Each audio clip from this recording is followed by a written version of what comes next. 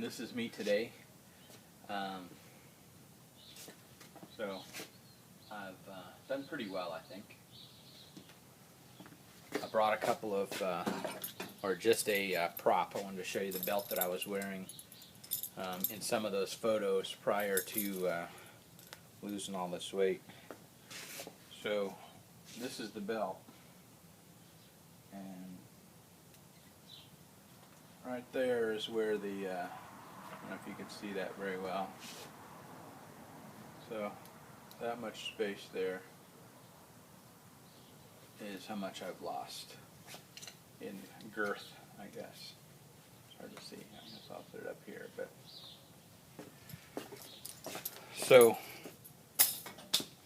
I'm gonna put this back down now. Bear with me. So today is oh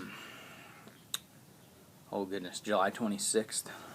Today is 1 month exactly, I guess, since the surgery. Surgery was on June 26th. I had some numbers here. Let's see. Back in January, I think I was about 255. Although in some of those pictures, I hadn't weighed myself in a while. So when I weighed myself in January, I was 255. But I was probably maybe even a little bit heavier in some of those pictures. Me and my scale were not friends at that time. We were friends at one time, about 6 years ago, and then things started going downhill. And so I wasn't weighing myself as frequently. We weren't seeing each other that often. And so it's possible I was as high as 260, 265 in some of those photos. Again, I'm about 5'2", as I've said before, so 255 was a lot. 265, as you can see in some of those photos, I was carrying quite a bit of weight on my frame. And so again, 255 was the last recorded weight I have in January. I'm 184.8 today, so that's 70.2 pounds to today. And the day of the surgery, June 26th, I was 203 when I went in for surgery. I was 212 when I came out. So depending on where you start that weight at, I'm down 18 pounds from the 203 weight, 28 from the 212, 213 weight from the day of surgery. So I'm losing at I don't know if I'm certainly not as quick a pace as some of the folks out there. I'm about 4.5 pounds a week is what I've been losing, which is kind of on par with where I was right prior to surgery. But I'm not. I was struggling with that. I was, why did I bother going through this process if this was going to be the rate of loss? As I'd heard, and I'm hearing from some of the folks, some of the videos out there that they're having very drastic and large weight loss. But I lost 50 pounds before surgery on my own, so through diet and exercise and portion control. And so after surgery now, it's my body's not losing at as quick a rate, and I'm with that. I understand that now, but it's still losing. But I wanted to share today a little bit about where I'm at now, and it's been about 2 weeks since my last post, and what I've gone through. I certainly had some good days and some bad days, and that's true of anything. But really struggled on the days that I struggled, and I had really highs on the other days. My struggles mainly have been with energy, and it's all due to not being vigilant with my diet and making sure that I'm getting enough protein and water in, and I really feel the difference. And I think most people would echo this that have had the same surgery, that if you're not keeping up on your protein, it's very difficult to maintain that energy level. Now, I have been pretty good about walking every day. Well, I say every day, 3 to 4 days a week, and I've been very consistent with that. Usually, somewhere between 2 to 3 miles, just walking when I was off of work, I've been back to work for about 2 weeks now. I was doing a little bit more jogging, but and I've been just sticking to walking now, and that's what helped me lose that 50 pounds prior to surgery. It's been difficult on my hips and in my ankles. Not so much the knees, but the jogging. Although it invigorates me to know that I can jog again, it's still rough on my joints at this point. So I'm going to stay with walking so that I don't injure myself to the point where I can't exercise, and that seems to be working for me so far. So 4 to 5 pounds a week is where I'm at right now, and I'm good with that. With the 4 to 5 pounds a week, I think I'm going to be able to hit my goal of 140 in this calendar year.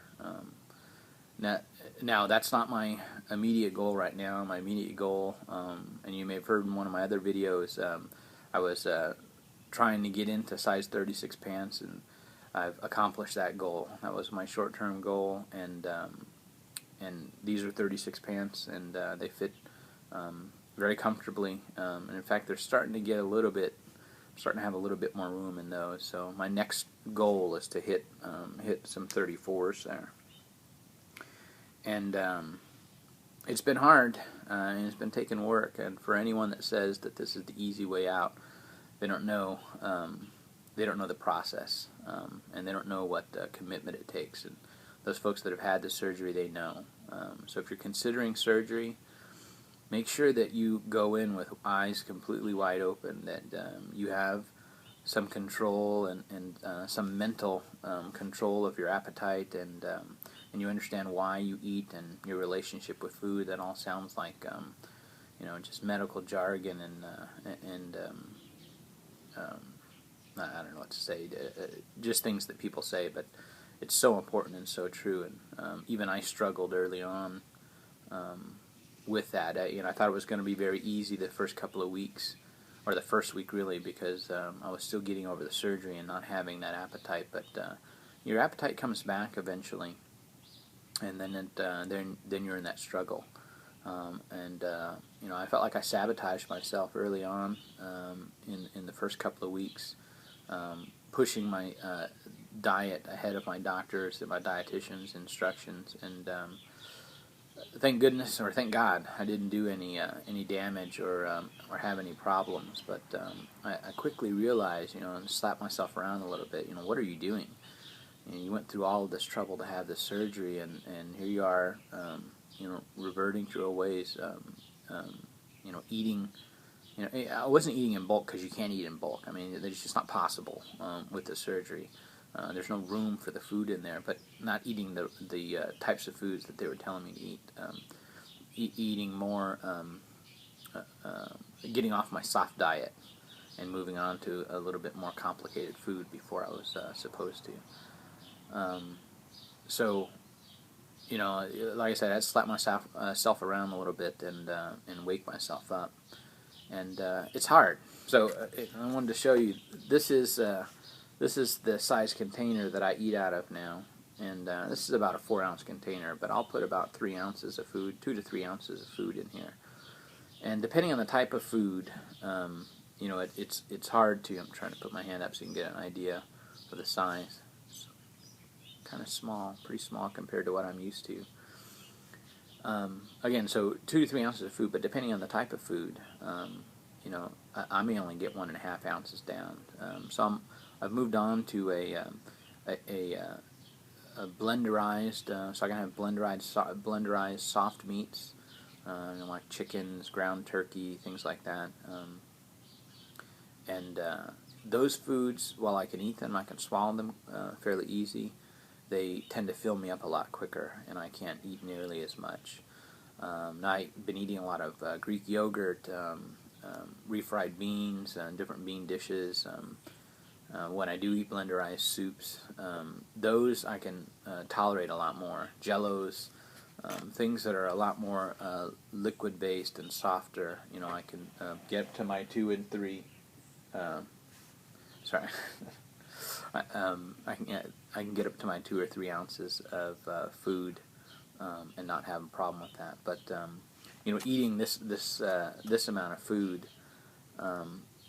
they teach you in the classes that this is what you're going to be eating, and for a while I had been doing pretty well with getting my diet down to around 1,200 to 1,500 calories, and so when they told me between 6 and 8 is where you'll be after a month or two, 600 and 800 calories, I thought, I can do that. It's not a big deal, but it's a struggle, and I think some of the pleasure of eating food has been drawn out of it, because this amount of food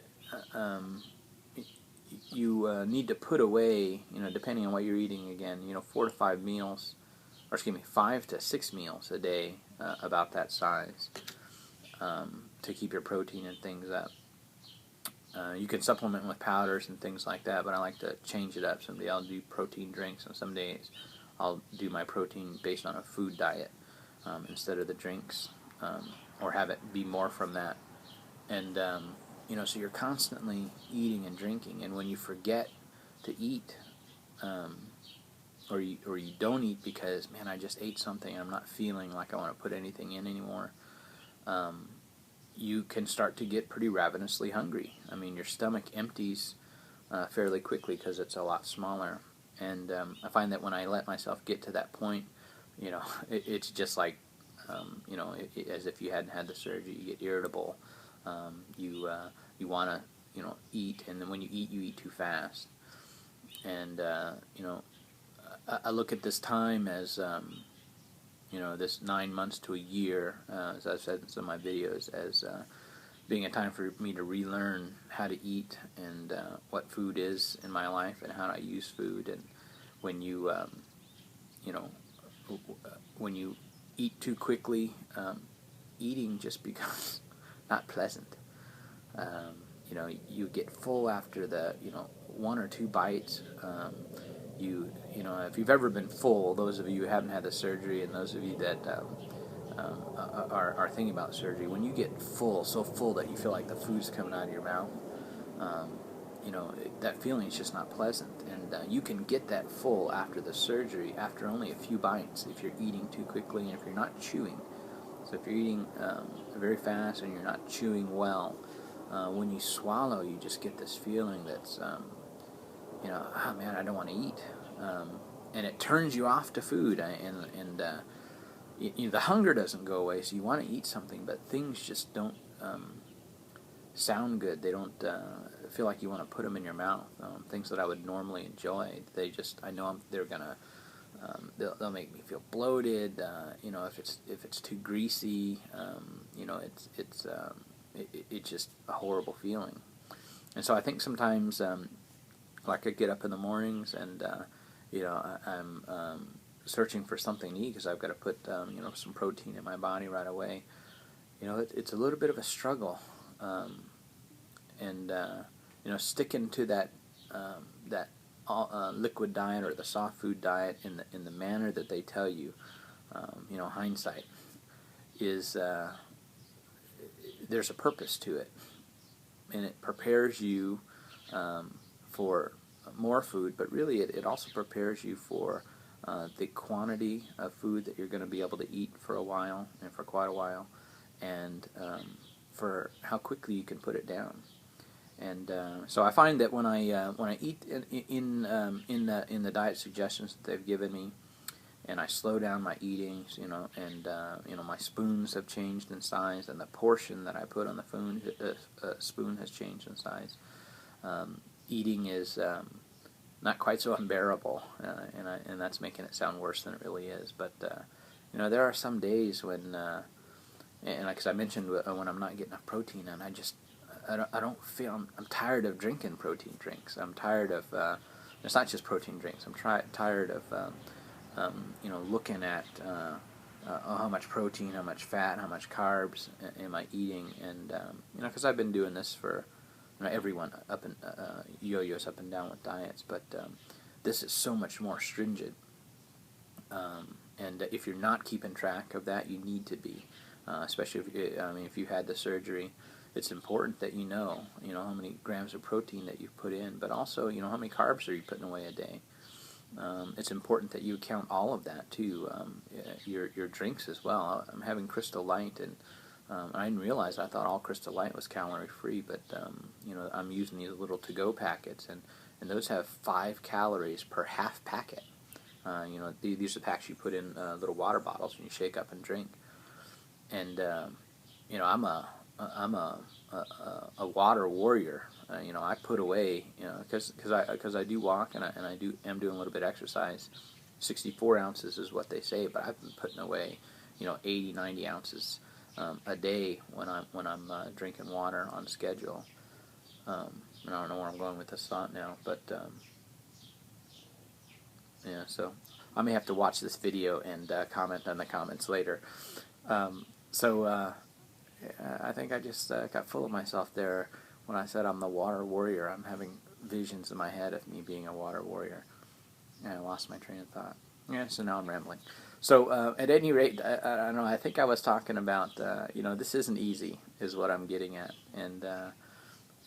For, because people ask me too, they say, hey, I see you've lost a lot of weight. And I enjoy that. I like people to see me and go, man, what have you done? You look different, or I've even had people say, I almost didn't recognize you, which, for vanity's sake, that feels good, but I need to remind myself that to give this glory to God. What I've accomplished, I've only accomplished through His grace, but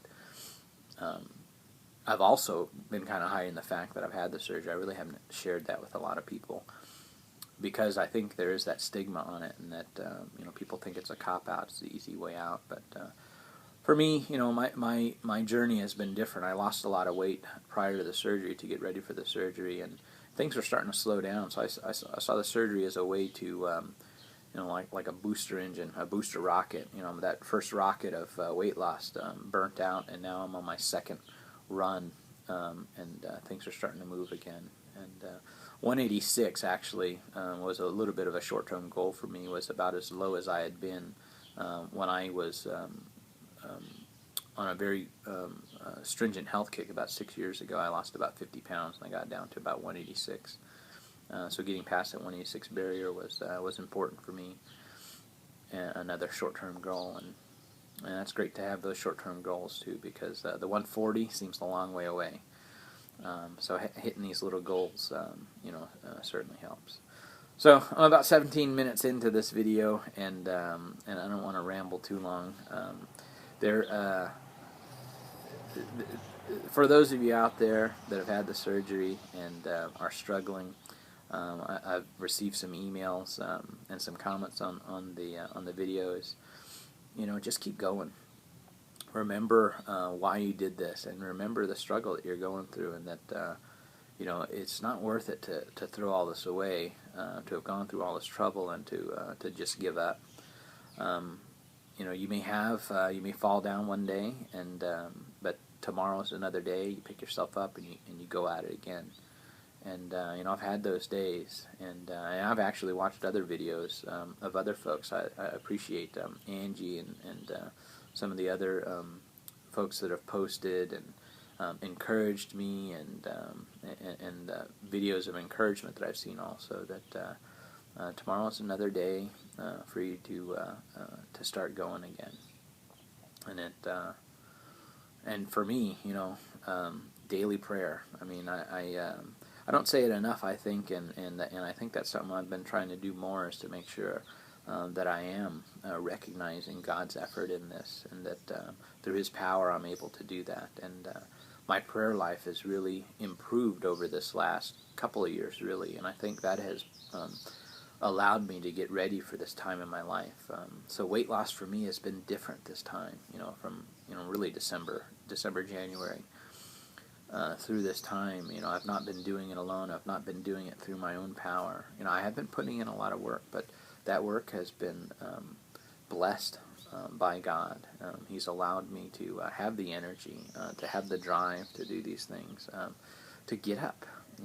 When you fall down, when I pray, when I cry out to God, and ask for His help, He's been faithful to be there for me. It's not as easy as that. I mean, there are or I say it's not as easy. It's easy to call out to God anytime, to pray to God. What I mean is to remember to do that, to remember that He is walking with me in this process, and that this power that I have to do these things, the power to heal, the miracle power to heal. I mean, 11 days after surgery, if any of you have seen on my Facebook post, 11 days after surgery, I ran 5 miles, or jogged 5 miles. And that's the amazing power that God has, this miracle creation of my body.